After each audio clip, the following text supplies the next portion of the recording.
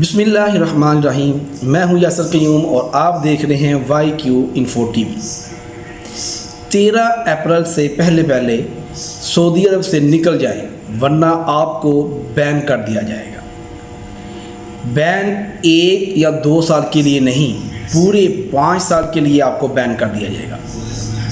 Consider करें आपकी family Saudi अरब में मौजूद हो और आपको ऐसी खबर का सामना करना पड़ जाए जो आपने एक्सीडेंटली सुनी हो कि 13 अप्रैल से पहले सऊदीया से निकल जाएं, वरना आपको बैन कर दिया जाएगा।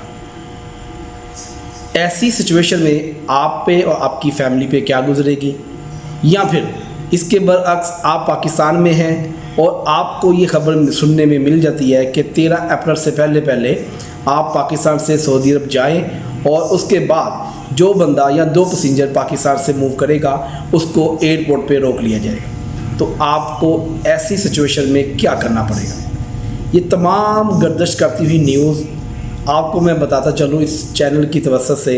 ये तमाम न्यूज़, इसमें बहुत से हमारे टीवी एंकर भी मौजूद हैं, शामिल हैं, जिन्होंने इस न्यूज़ को प्रमोट किया और इसको वायरल करने के लिए उन्होंने अंत तक कोशिश करते रहे।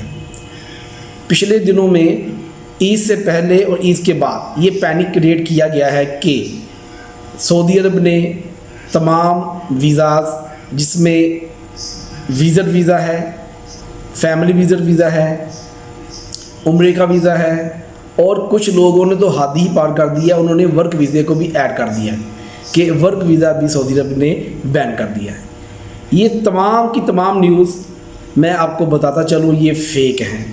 इसमें किसी किस्म की कोई सदाकत नहीं है कि सऊदी अरब ने पाकिस्तानियों के लिए या 14 ममालिक की फ़हरिस्त शामिल कर दी उन्होंने कि इन 14 ममालिक के लोगों को पाकिस्तान समेत सऊदीया में एंट्री बैन कर दिया गया है।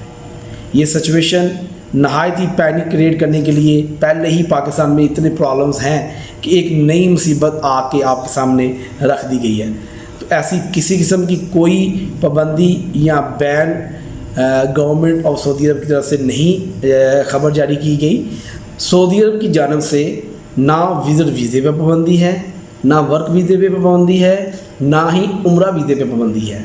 ये जो पाबंदी आप कंसिडर कर रहे हैं, ये सिर्फ हज के लिए उन्होंने पहले से उम्रा पे गए ज़ायरीन ये डेडलाइन दी गई थी कि आप अप्रैल के महीने में 30 अप्रैल से पहले पाकिस्तान आ जाएं और सऊदी अरब को एग्ज़िट कर दें। इसी तरह विज़िट वीज़े को भी इसलिए उन्होंने बंद किया है ताकि विज़िट वीज़े पे जाने वाले लोग उम्रा के साथ साथ हज भी कर लेते हैं। उम्रा तो वो कर सकते हैं, वो तो अलाउ है, लेकिन वो लोग ऐसे हजरत हैं कि वो हज भी करना शुरू कर देते हैं। तो इस चीज़ को कंट्रोल करने के लिए उन्होंने विज़िट वीज़ा, मल्टीपल वीज़ा और बिजनेस टूर को बंद किया है। ये टेम्परेरी बंदिश है। मुहर्रम में नया साल शुरू होता है, मुहर्रम के बाद हज ख़त्म और हज के बाद आप दोबारा से ये रूटीन चलना शुरू हो जाएगी। विज़िट वीज़ा भी लगेगा, उम्रे का वीज़ा भी लगेगा और सिंगल ट्रांजिट और सिंगल एंट्री और मल्टीपल एंट्री वीज़ा भी लगेगा। तो लिहाजा ऐसी कोई भी पैनिक क्रिएट ना करें। सोशल मीडिया तो पहले ही आप लोगों ने इसको इस तरह कर दिया हुआ है कि कोई भी न्यूज़ उसको आपने ब्रेकिंग न्यूज़ दे दी है। पहले हमारी न्यूज़ एंकर्स, न्यूज़ चैनल वालों ने ब्रेकिंग न्यूज़ देना शुरू कर दी थी। अब हमारे सोशल मीडिया वाले भी, सारिफीन और देखने वाले और बताने वाले भी लोगों ने इसको ब्रेकिंग न्यूज़ दे के लोगों को उनका जीना मुहाल कर रखा है।